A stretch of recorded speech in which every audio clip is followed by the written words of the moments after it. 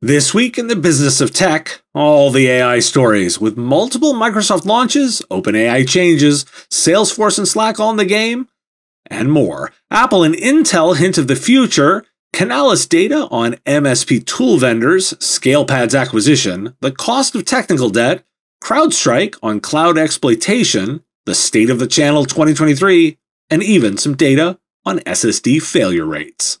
All these stories and more. Hit the like, subscribe, and the notification bell, and help us pay the bills. And here are this week's stories.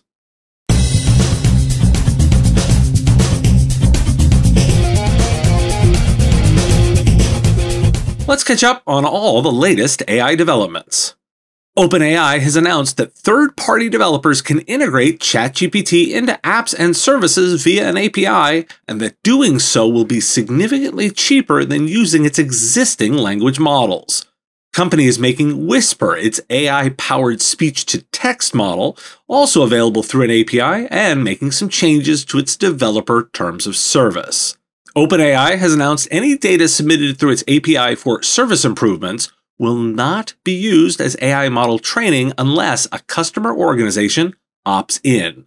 In addition, the company is implementing a 30-day data retention policy for API users with options for stricter retention depending on user needs, and simplifying its terms and data ownership to make it clear that users own the input and output of the models.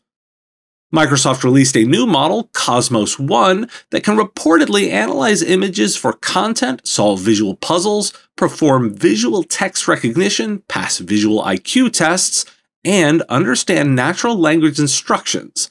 The researchers believe multimodal AI, which integrates different modes of input such as text, audio, images, and video, is a crucial step to building artificial general intelligence that can perform general tasks at the level of a human. Brave Search has launched a new summarizer feature using AI, but not ChatGPT.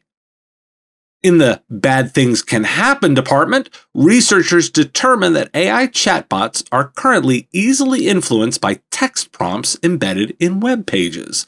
A hacker can thus plant a prompt on a web page in 0-point font, and when someone is asking the chatbot a question that causes it to ingest that page, it will unknowingly activate that prompt. The researchers call this attack indirect prompt injection and give the example for compromising the Wikipedia page for Albert Einstein. When a user asks the chatbot about Albert Einstein, it could ingest that page and then fall prey to the hacker's prompt, bending it to their whims, for example, to convince the user to hand over personal information. This quoting from Vice. Another new scam, using voice impersonation generated by AI to scam family members by using the voices of other family members. The Washington Post covering this new ploy. Bleeping Computer reported that Bing Chat has a secret celebrity impersonation mode too, so there's another impersonation option. Here's another one, data poisoning attacks. What are those, you ask? Attackers tamper with the training data used to create deep learning models. This action means it's possible to affect the decisions that the AI makes in a way that is hard to track. Suppose an attacker could gain control over a web resource indexed by a particular dataset. In that case, they could poison the collected data, making it inaccurate and potentially affecting the whole algorithm negatively. This one currently appears theoretical, although one way to do this is buy expired domain names and put the new poison data there. Why do we care? The more AI stories I track, the more value I see for providers to customers. It's the ability to understand the differences in the models and how they would cause different outcomes or be applied to other use cases. AI is a category, and within it, an ever-increasing quantity of implementations and models. Tracking that space and applying the suitable model to the right problem with the proper prompts will be the value. Note that we've gone from nothing to significance in a very short period. Actual use cases have flourished in that time, far different from crypto and Web 3.0. That's why I believe there is a here, the actual practical implementations. Another critical skill will be understanding, and ideally preventing, those bad things from happening. Those two are moving very quickly. Two blocking and tackling stories from The Verge. First, Apple is reportedly working on an M3 iMac to be released later this year. Second, Intel and Microsoft appear to be preparing for the currently unannounced Windows 12. In releasing their specs for the new Xeon chips, Intel mentioned internally that the next-gen CPUs would support Windows 12. Why do we care? These stories have an implication of surprise. There's no surprise here. Not only will there be an M3 chip, but probably an M4 and an M5, because we know there will be a next chip, regardless of name and manufacturer. Same goes for Windows. It should not be a surprise there's another coming, and then another. If you haven't read Daniel Burrus's book, Flash Foresight, you should. This is a clear example of seeing a trend for what it is. Obvious. Jay McBain from Canalys shared some new data from their research on the growth of the MSP tool vendors. I'll share his post.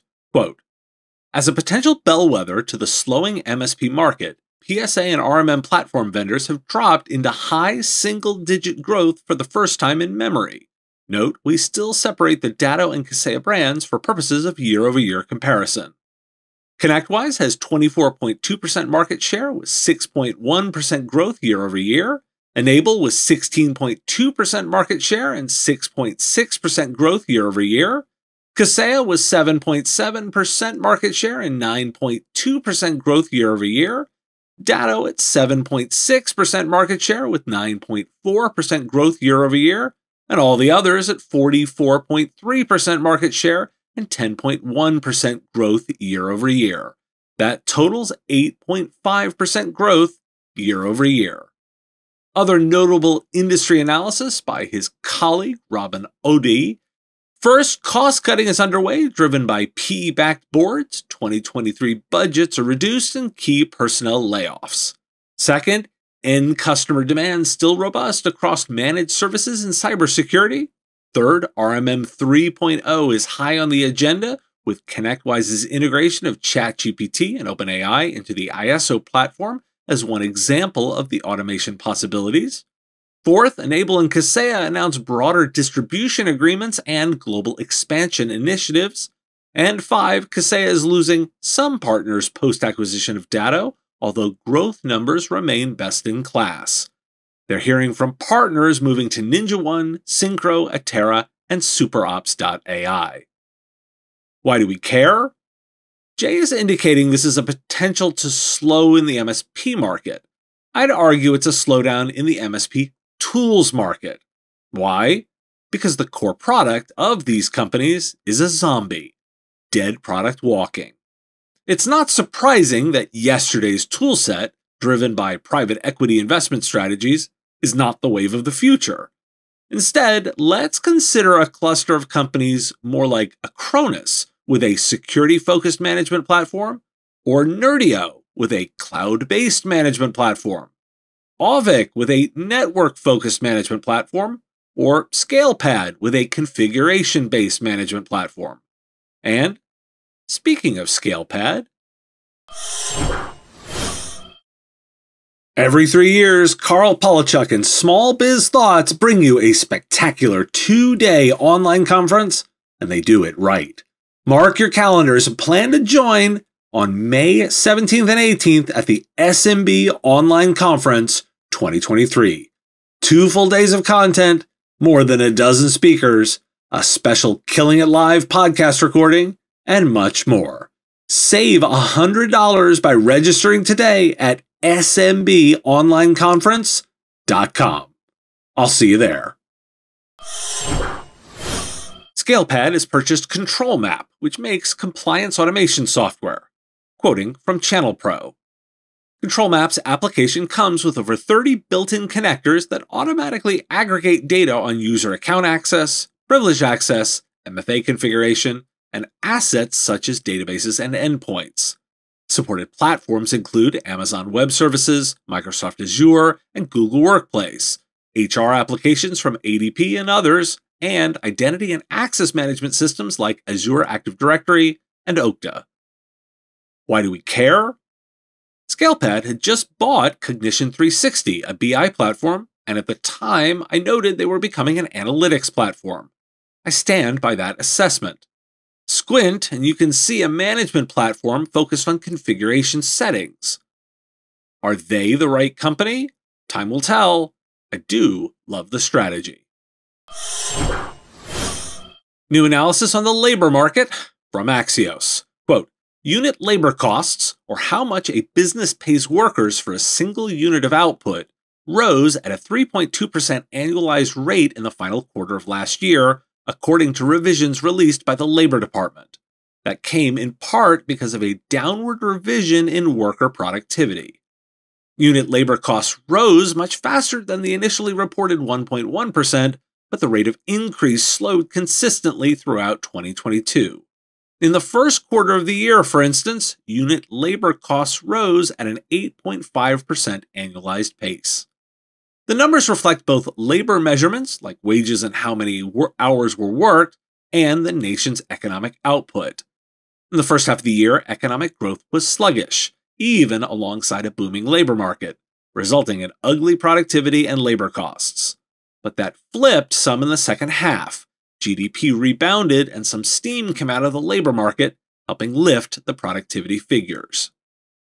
And January's job data was robust.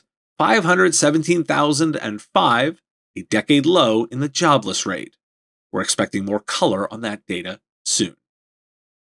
Why do we care?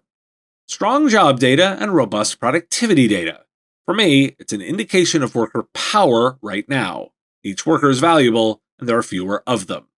I'm dismissive of those saying the power is swinging. Not from where I sit, it isn't. The actionable insight? Helping businesses do more with what they have via digital technologies, linking to the revenue or cost of goods sold lines in a P&L. That'll be the critical sweet spot. Let's talk about technical debt. Technical debt has become the #2 issue for IT executives, as found in a recent IDG Foundry survey. A majority at 86% report having been impacted by technical debt in the last 12 months. The survey's authors define technical debt as, quote, the measure of the cost of reworking a solution caused by choosing an easy yet limited solution. The fallout from technical debt included 43% citing the limited ability to innovate, 41% mentioning difficulty meeting SLAs, and 37% reporting outages and downtime. On the flip side, Deloitte has some data around those businesses that define a digital strategy. The market valuation was 2 times higher among companies with alignment between technology and strategy compared to non-aligned counterparts. Despite the upside to transformation, just 44% of companies have a high maturity related to digital strategy. Ultimately, the top-performing businesses define a digital strategy, align tech with that strategy, and can commit to digital change, resulting in a 5% higher market valuation. Why do we care? Technical debt is something organizations of all sizes have to address, and too many ignore it. The advice here is to dedicate a portion of resources at all levels, daily, weekly, monthly, yearly, to address it as a continuous change process rather than letting it build to make it more painful. And do you know what that sounds like? A service. I recently covered a Maryland lawmaker who introduced a bill to investigate the 4-day workweek. Well, he's withdrawn the bill, but not because he doesn't believe in it. It's because of the tax credits. Quoting from the Baltimore Banner, the decision, the Montgomery County Democrat said, comes after consultation with his colleagues about the bill's approach to luring businesses to participate by offering tax credits. Instead, he may seek funding to study the issue in the budget lawmakers are writing now. Quote, there is a legitimate question about the tax credits, Stewart said of the incentives. He plans to introduce something next year and is considering working with the Department of Labor to create their own study. While I'm looking at benefits, child and family care remain top priorities for people considering job opportunities, per the U.S. Chamber of Commerce. That said, I did want to highlight how interviews with the team at the 4-day Workweek Global cite specifically that smaller companies are taking up the 4-day workweek as a reason to attract talent. And a final thought. This is from the Next Web. Studies show that remote employees work more hours overall than those based in an office per part or all of the week. Remote workers put in an extra 8.7 hours per week on average compared to their office-based colleagues who average 6.5% extra hours. But the real flexibility? The non-linear workday, essentially allowing remote workers to work on their own schedule instead of following the traditional 9-to-5 model. Why do we care? For all the difficulties of the labor market, smaller companies continue to have an opportunity here to be agile and flexible. I'll note that the Lawmaker didn't back off because it's a bad idea. He backed off because of how the study was being funded. Can you switch to a task-based management system? Managed services are supposed to be about outcomes, not about time. That means it should be about tasks, not time. I'm not saying it's easy, but it's all right here. I'm sure I'll have more security to cover this week. That said, didn't want a CrowdStrike report to get stale or miss the warning. Threat actors are increasingly targeting cloud services and moving beyond malware to conduct digital operations, according to a report by CrowdStrike.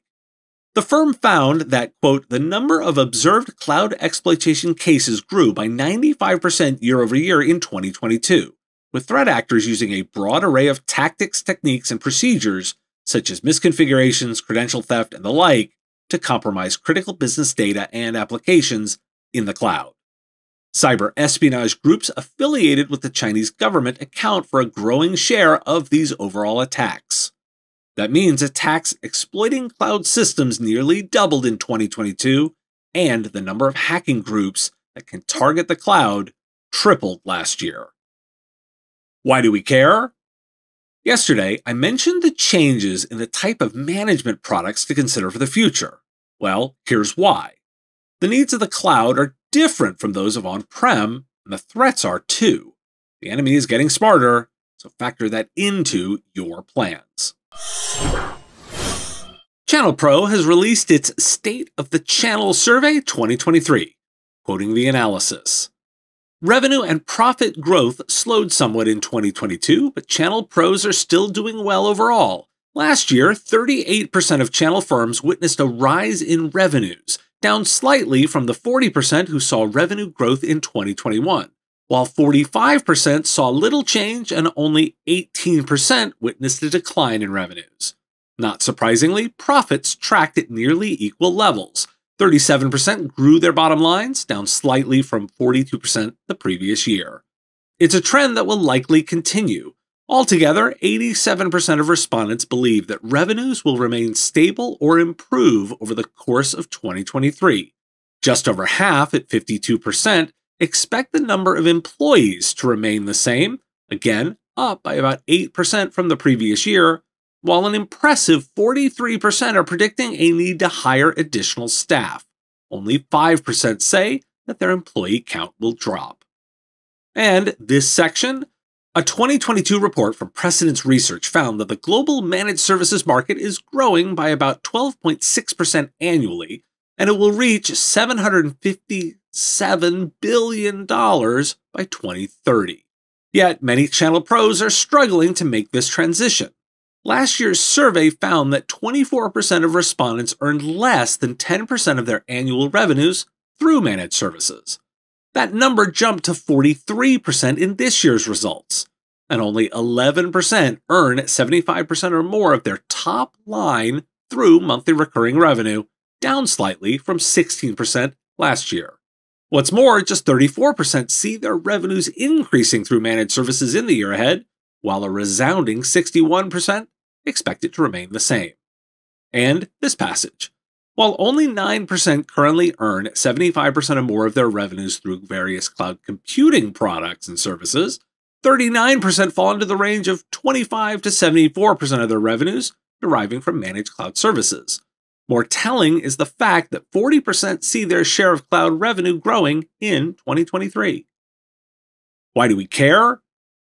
We've become less enamored of pure play managed services offerings over time. It's not because I don't like recurring revenue. I do. I'm less enthused by the services bundle included in traditional managed services. The core set is increasingly commoditized and, more importantly, less critical to operations. I'm not sure this data aligns with that shift, although it would be a precursor to that occurring. The cloud shift is happening. We're well into it. The two are related. There's more consulting around cloud revenue. I'm inclined to think we're in the messy transition portion, so the data doesn't line up as quickly as one might hope. With the new national cybersecurity strategy out in the wild, I wanted to highlight some coverage in Axios focused on the declaration of ransomware as a national security threat. This opens up the avenues of more military involvement in the fight. Quoting the piece, "Many of the military and intelligence community's most powerful cyber tools have been reserved for operations involving state-backed hackers like the Russian GRU or Chinese cyber spies. Now, that should change to also include ransomware gangs," experts told Axios. Quote, "They will use capabilities that have been previously reserved by law and by policy only to national security operations," said Tom Bossert, president of Trinity Cyber and former U.S. Homeland Security advisor during the Trump administration. Quote, "They could now use our capabilities against a ransomware group in the same way they might use our capabilities against the Russian military." The other angle to this, listeners should be aware of Politico's analysis of the incoming first-year class of representatives. There's cyber expertise here. Examples include Representative Laura Lee from Florida, focused there as the Florida Secretary of State, and Representative Chris DeLuzio, the former policy director at the University of Pittsburgh, Pitt Cyber. Why do we care? One of the quips that can easily be heard is that those in government don't understand technology. While I won't say we're near enough, it's increasingly untrue. Lawmakers serving on committees focused on areas of cyber are increasingly from that space with expertise. With the threat of cyber being present long enough, it's come up in their work prior. And now the federal government has more tools to consider. I'm expecting to see less ransomware because of the focus and criminals' desire to find other ways to achieve their revenue goals. Shocking no one, I wanted to bookend this week with another AI segment. There's been a lot. There's first data on the sentiment in education on ChatGPT, quoting Axios. The February 2nd to 7th survey of 1,000 teachers and 1,000 students found high levels of adoption, with teachers relying on ChatGPT more heavily than students. 51% of teachers reported using ChatGPT, with higher usage among Black at 69% and Latino 69% at educators. Teachers say they're using it for lesson planning, 30%, coming up with creative ideas for classes, 30%, and building background knowledge for lessons and classes, 27%. A third of students 12 through 17 say they've used ChatGPT for school, 33%, including 47% of those 12 through 14. Another industry is getting an AI infusion: radio. Futuri launched Radio GPT, a radio platform powered by AI.